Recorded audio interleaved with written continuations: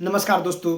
महिला आरक्षण विधेयक को लेकर विपक्ष कंफ्यूज है। विपक्ष को समझ नहीं आ रहा है कि वह इस विधेयक का समर्थन करे या फिर विरोध करे, क्योंकि दोनों से बीजेपी को फायदा होने वाला है।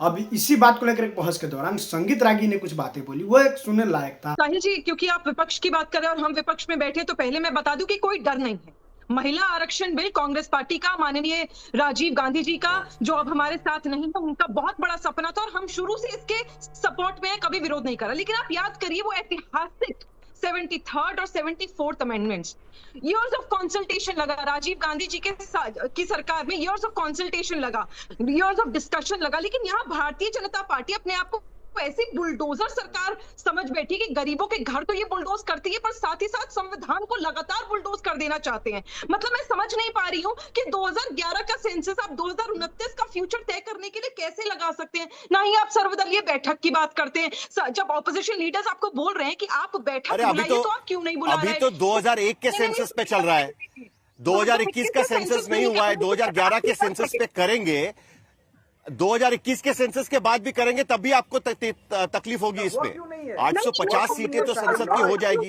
देखिए, सीटें बढ़ने को लेकर दिक्कत है, किस बात को लेकर दिक्कत है?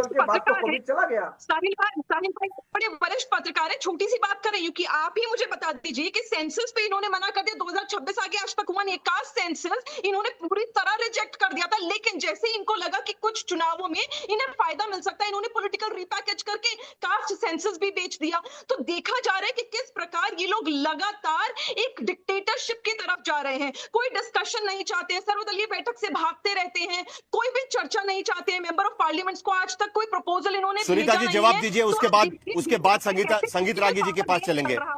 जो बात निखत नहीं कह रही है वो मैं कह देता हूं, जो बात निखत नहीं कह रही है वो मैं कह देता हूं। कांग्रेस पार्टी की भूमिका इससे पहले जो आरजेडी और समाजवादी पार्टी की भूमिका रही है, कोटा विद इन कोटा, जिसका जिक्र आप नहीं कर रही है, क्या कांग्रेस पार्टी की मंशा कोटा विद इन कोटा की थी और इसी के वजह से आपका विरोध है, या आपको लगता है कि डिलिमिटेशन के बाद आपकी सीटें तो और घट जाएंगी और सत्ता से आप और दूर चली जाएगी, इसके वजह से विरोध कर रही है? आपका विरोध साफ करिए ना, किस बात को लेकर है?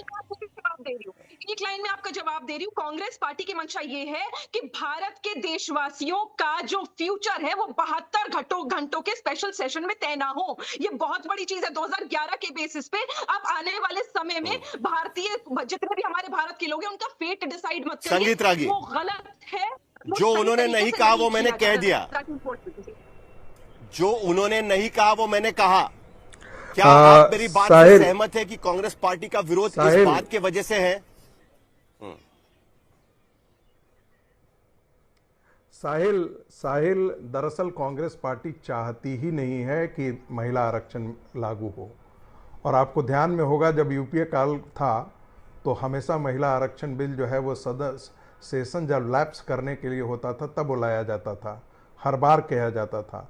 देवगौड़ा सरकार ने लाई थी, फचर कौन लगाया था? अभी अभी कांग्रेस के एक प्रवक्ता, अघोषित प्रवक्ता योगेंद्र यादव बोल करके गए। ये छलावा है, क्योंकि वो कांग्रेस के प्रवक्ता के तौर पर हमेशा काम करते हैं, तो उनको बोलने में शर्म आ रही थी कि कांग्रेस ने कितना महिला आरक्षण बिल के साथ चल किया है। दरअसल डर क्या है? डर मैं बताता हूं क्या है। डर ये है कि कल जाकर के यदि संसद सदस्यों की संख्या बढ़ती है, डिलिमिटेशन के आधार पर बढ़ती है, तो चूंकि भारतीय जनता पार्टी पश्चिमी भारत, उत्तर भारत और पूर्वी भारत के एक बहुत के हिस्से में उसका वर्चस्व है, तो उसको सिंपल मेजोरिटी यहीं से आ जाएगी। दक्षिण भारत में उसका पेनिट्रेशन कम भी होता है, तो कोई बात नहीं, सरकार बना ले। दरअसल डर कांग्रेस पार्टी का यहां बैठा हुआ है। दूसरी बात, भारत क्या, जिसे हम कहते हैं देश तोड़ने वाला बयान कांग्रेस पार्टी का और शिवसेना के राहुल गांधी। मैं इसलिए कहता हूं देश तोड़ने वाला कि योगेंद्र यादव तो ऐसे ही देश तोड़ने वाला किसान मूवमेंट के साथ खड़ा होकर के काम कर रहे थे और कह रहे थे कि हमने तो बिसात बिछाई थी उत्तर प्रदेश में, अब कांग्रेस हार गई तो मैं क्या करूं। मैं इसलिए ऐसा कह रहा हूं कि क्या देश का चुनाव होता है या उत्तर भारत का चुनाव होता है या दक्षिण भारत का चुनाव होता है? कल जाकर के पश्चिमी भारत से, नॉर्थ ईस्ट से कोई स्टेट कहे कि हमारा तो इंपॉर्टेंस ही नहीं होता है इलेक्टोरल पॉलिटिक्स में, हमारी सीटों की संख्या बढ़ाओ। जरा हमारी सीटों की संख्या नहीं बढ़ाओगे तो हम सड़क पर उतरेंगे और आग लगा देंगे। Please please please please please please नहीं, धैर्य बस रखिए, मणिपुर हम आपने अपनी बात कर लें, नॉर्थ उसके ईस्ट बाद की आप बात बोलिएगा। याद दिला दो कि मणिपुर देखिए, उन्होंने तार छेड़ दी है। गृहमंत्री चल रहा है। निखत प्लीज प्लीज 4 दिन पहले संगीत रागी जो कह रहे हैं उनके कुछ मुद्दों से मैं सहमत शायद नहीं रहूंगा। एक मिनट जरा दोनों को शांत करिए। निखत एक मिनट साहिल, जरा सुनिए इस तरीके से चर्चा नहीं होगी। जरा निखत जी को शांत करिए प्लीज जरा शांत करिए, प्लीज जरा शांत करिएगा।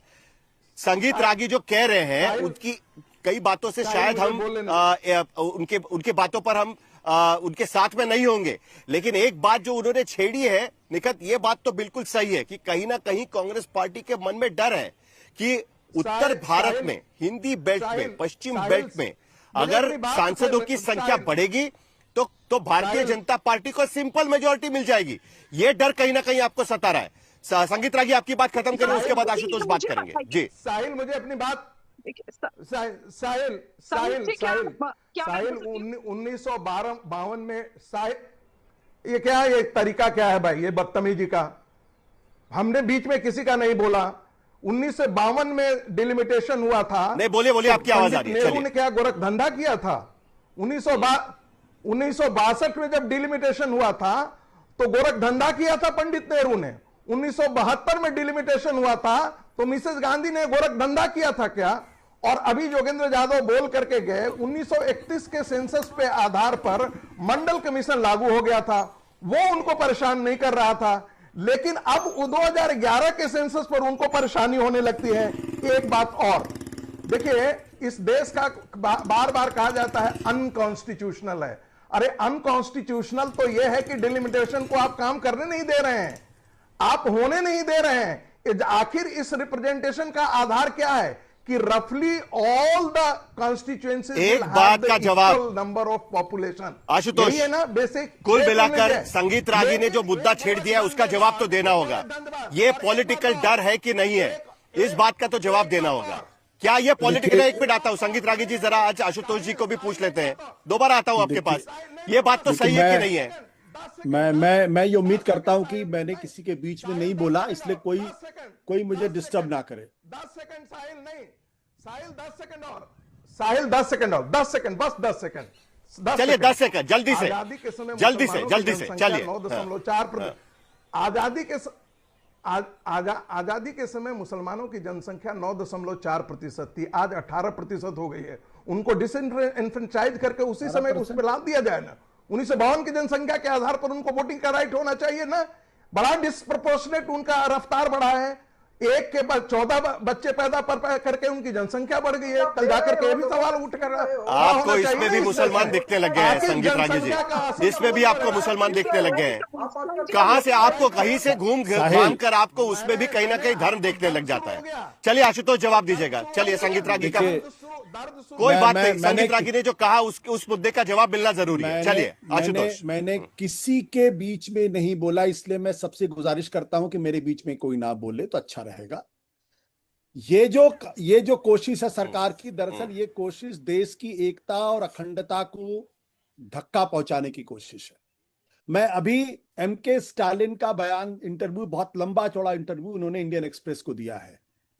वो साफ तौर पर ये कह रहे हैं कि दरअसल हम लोग द्रविड़ हैं और तमिल की आवाज को दबाने की कोशिश की जा रही है।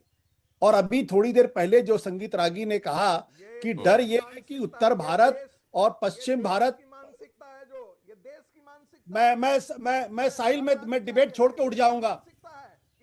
साहिल में डिबेट छोड़ के उठ जाऊंगा। रागी जी प्लीज बीच में नहीं, जरा एक मिनट शांत करिए उनको। आशुतोष आपकी बात खत्म करिए। चलिए। मैं सभ्य तरीके से लोगों की बातों को सुन रहा था कि मेरे डिबेट में बोलेंगे, मैं डिबेट छोड़ के उठ जाऊंगा। मैं सीधी बात कहता हूं, अगर इसमें तमिलनाडु, केरल, कर्नाटक, तेलंगाना, इन 4 राज्यों ने स्पष्ट तौर पे कहा है कि हमारे साथ कहीं ना कहीं डिस्क्रिमिनेशन हो रहा है। और अगर ये फीलिंग भारत के 4 सबसे प्रॉस्परस, सबसे डेवलप्ड स्टेट के बारे में ये फीलिंग जा रही है कि चूंकि वो दक्षिण भारतीय हैं, दक्षिण से आते हैं और इसलिए उनके साथ डिस्क्रिमिनेशन किया जा रहा है, उनकी राजनीतिक आवाज को दबाने की कोशिश की जा रही है। लेकिन आज की स्थिति में भी देश की उन 6 राज्यों से 129 सांसद आते हैं, 6 हिंदी भाषी राज्यों से 191 सांसद आते हैं, आज भी तो वो डिफरेंस है ना कहीं। साहिल ये सवाल डिस्ट्रस्ट का है। भारतीय जनता पार्टी की सरकार जिस तरीके से काम करती है उसकी वजह से अविश्वास बढ़। खत्म, bye bye, tata, good bye.